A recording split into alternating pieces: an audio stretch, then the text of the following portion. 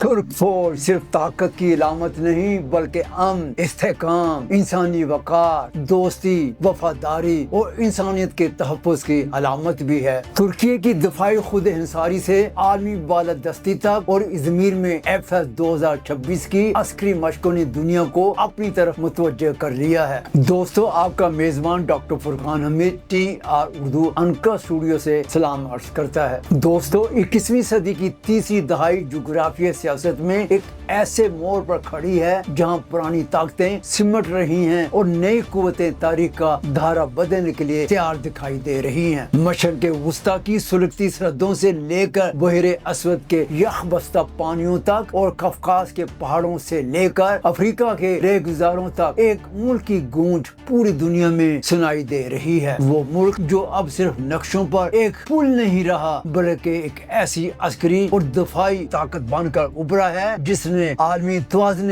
قوت کو چیلنج کر کے رکھ دیا ہے۔ جی ہاں، ہم بات کر رہے ہیں ترکی کی، جس کی حالیہ عسکری مشقیں FS-2026 محض ایک تربیتی سرگرمی نہیں بلکہ ایک نئے عالمی نظام کا اعلان بھی ہے۔ ازمیر کے ساحلی ضلع سیفری حصار میں جب زمین و آسمان ترک افواج کی گھن گھرٹ سے لرز اٹھے تو دنیا نے دیکھا کہ انقرہ اب صرف نیٹو کا ایک روایتی رخ رہنے پر اکتفا نہیں کرنا چاہتا۔ FS-2026 ایک ایسے وقت میں منعقد کی گئی جب امریکہ ایران کشیدگی، یوکرین کی جنگ، غزہ کا انسانی المیہ اور بحر الکاہل میں سپر پاور کی کشمکش نے دنیا کو غیر یقینی صورتحال سے دوچار کر رکھا ہے۔ ان مشقوں نے ثابت کیا کہ صدر رجب طیب ایردوان کا ترکی کی صدی کا خواب اب حقیقت کا روپ دھار رہا ہے۔ یہ مشقیں ترکی کے اس نئے اسٹریٹجک ویژن کا ایک عملی اظہار ہیں جس میں دفاعی خود کفالت کو قومی وقار کی بنیاد بنایا گیا ہے۔ صدر رجب طیب ایردوان نے FS-2026 فوجی مشقوں کے معائنہ کے دوران جب حاضرین سے خطاب کیا تو ان کے الفاظ میں صرف ایک سیاستدان کا لہجہ نہیں بلکہ ایک فاتحانہ عزم تھا۔ انہوں نے ترک افواج کو امن، استحکام اور انسانی وقار کی علامت قرار دیا، لیکن اس خطاب کا سب سے اہم پہلو کیا تھا؟ دراصل ایردوان نے جدید عسکری طاقت کو ترکی کے تاریخی اور تہذیبی ورثے سے جوڑ دیا ہے۔ ترکی کی نئی عسکری حکمت عملی محض سرحدوں کے تحفظ تک محدود نہیں ہے۔ ایردوان کا بیانیہ عثمانی تاریخ کی عظمت اور جدید قوم پرستی کا ایک ایسا امتزاج ہے جو ترکی کو ایک وسیع تر جغرافیائی اثر رسوخ رکھنے والی طاقت کے طور پر پیش کرتا ہے۔ ان کے نزدیک ترک فوج صرف ایک دفاعی ادارہ نہیں بلکہ ایک تہذیبی امین ہے۔ یہی وجہ ہے کہ ترکی اب خود کو مغرب اور مشرق کے درمیان ایک اسٹریٹجک پل کے طور پر دیکھتا ہے جو بیک وقت نیٹو میں شامل رہ کر بھی اپنی خارجہ پالیسی کو واشنگٹن یا برسلز کا محتاج نہیں ہونے دیتا۔ یہ ایک ایسی آزاد اور خود مختار عسکری قوت کی شناخت ہے جو کثیر قطبی دنیا میں اپنا الگ مقام بنا رہی ہے۔ عسکری ماہرین کے مطابق مستقبل کی جنگیں روایتی ہتھیاروں سے نہیں بلکہ ٹیکنالوجی کی بڑھتری سے جیتی جائیں گی۔ FS-2026 نے اس حقیقت کو اس وقت ثابت کیا جب ترکی کے پہلے ڈرون کیریئر TCG انادولو سے TB3 بغیر پائلٹ جنگی طیارے نے کامیاب پرواز بھری۔ یہ کوئی معمولی واقعہ نہیں تھا، یہ بحری عسکری تاریخ کا ایک سنگ میل ہے۔ ترکی نے دنیا کو دکھا دیا کہ وہ اپنی بحری بیڑے کو بغیر پائلٹ فضائی قوت کے ساتھ مربوط کر کے ایک نئی قسم کی بحری طاقت میں تبدیل ہو چکا ہے۔ صرف یہی نہیں، TCG کھنالی آدا اور TCG ہیبلی آدا جیسے بحری جہازوں نے اپنی توپوں سے فرضی دشمن کے مواصلاتی نظام کو نشانہ بنا کر یہ واضح کر دیا کہ ترکی اب صرف دفاعی حکمت عملی پر یقین نہیں رکھتا، وہ سمندروں میں اپنی بالادستی قائم کرنے کے لیے بلیو ہوم لینڈ یا ماوی وطن کے تصور کو عملی شکل دے رہا ہے۔ اس مشق میں دکھائی گئی بری،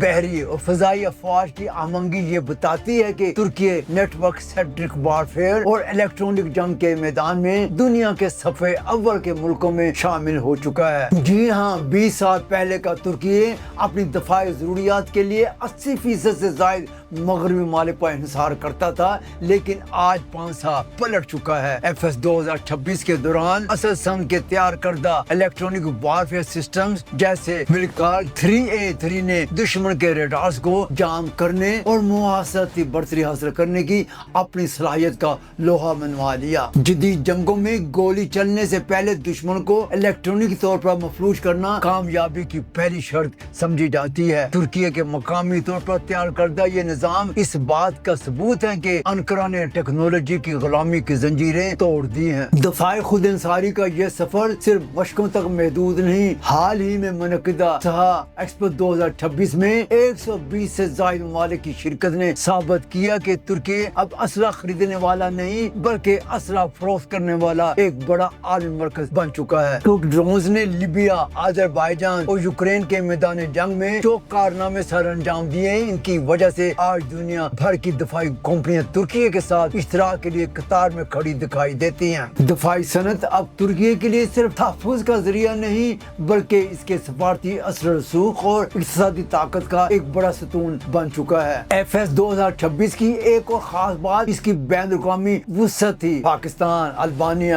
Bosnia, Georgia, Azerbaijan, Romania, Hungary اور یہاں تک کہ افریقی ممالک جیسے نائجر اور لیبیا کی افواج کی شرکت نے یہ واضح کیا کہ ترکی ایک اصلی قطب بن چکا ہے۔ یہ ممالک ترکی کو ایک قابل بھروسہ اسٹریٹجک پارٹنر کے طور پر دیکھ رہے ہیں۔ یہ مشقیں اس بات کا اعلان تھی کہ ترکی اپنے اتحادیوں کے ساتھ مل کر ایک ایسا بلاک بنا رہا ہے جو عالمی طاقت کے توازن کو برقرار رکھنے کی صلاحیت رکھتا ہے۔ یہاں ایک سوال پیدا ہوتا ہے، ترکی آخر چاہتا کیا ہے؟ جواب بالکل سادہ ہے لیکن گہرا ہے۔ ترکی ایک ایسی کثیر قطبی دنیا میں اپنی جگہ محفوظ کرنا چاہتا ہے جہاں کسی ایک سپر پاور کی اجارہ داری نہ ہو۔ وہ غزہ کے معاملے پر فلسطینیوں کی حمایت کر کے مسلم دنیا کی قیادت کا خواب دیکھتا ہے تو دوسری طرف نیٹو کے اندر رہ کر بھی روس اور چین کے ساتھ اپنے مفادات کا تحفظ کرنا جانتا ہے۔ یہ توازن برقرار رکھنا ہی ترکی کی نئی خارجہ پالیسی کی معراج بھی ہے۔ مستقبل کی جنگیں انسانی جانوں کی ضیاع کو کم کرنے اور تکنیکی برتری پر مبنی ہوں گی۔ ترکی نے FS 2026 میں آکسنگر ڈرون، اکنجی ڈرون، جنگی طیارے اور بغیر پائلٹ زمینی گاڑیوں کا استعمال کر کے یہ دکھا دیا کہ وہ اس نئی جنگی سوچ میں سب سے آگے ہے۔ چنوک اور سکرسکی ہیلی کاپٹروں کے ذریعے بھاری ہتھیاروں کی منتقلی اور بوران روٹرز توپوں کا فوری رد عمل یہ ثابت کرتا ہے کہ ترک فوج کی نقل و حرکت کی رفتار اب بجلی سے زیادہ تیز ہو چکی ہے۔ بحری محاذ پر سیٹ کمانڈوز اور اینٹی سب میرین یونٹس کی کارروائیاں دشمن کے لیے ایک واضح وارننگ ہے۔ لیکن دوستو یہ راستہ اتنا آسان بھی نہیں ہے۔ ترکی کو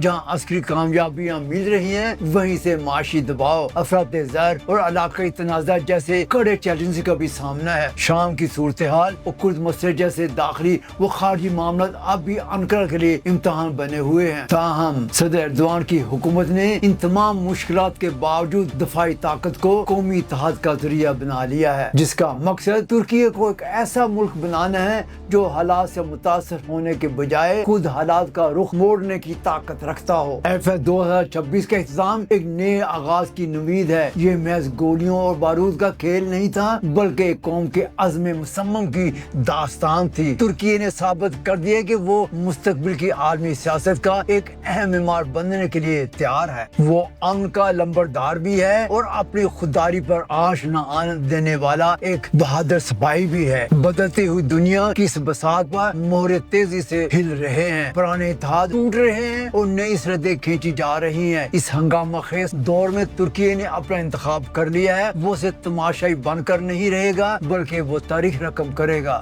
FS 2026 نے دنیا کو بتا دیا کہ ترکی کی صدی کا سورج اب طلوع ہو چکا ہے۔ دوستو اس کے ساتھ ہی ہمارا یہ پروگرام اپنے اختتام کو پہنچتا ہے۔ آئندہ کسی نئے پروگرام کے ساتھ آپ کی خدمت میں حاضر ہوں گے۔ اب اس وقت تک اپنے میزبان ڈاکٹر فرقان حمید کو TR اردو انقرہ اسٹوڈیو سے اجازت دیجیے۔ اللہ حافظ۔